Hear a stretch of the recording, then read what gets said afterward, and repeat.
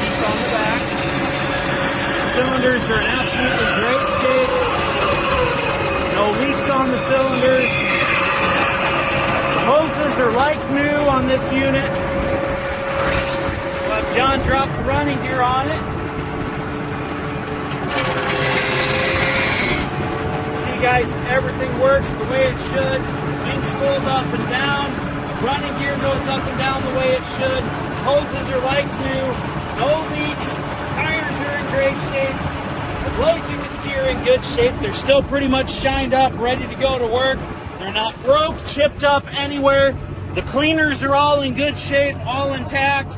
All your joints are nice and tight. There's no slop or playing them. It's close to a like new unit, guys, and like I said, John owned it. It was taken care of. When it wasn't in the field, it was kept in the shed. I challenge you again, if you don't believe me, come join us at the open house August 14th. We'll be more than happy to show you how nice this stuff is.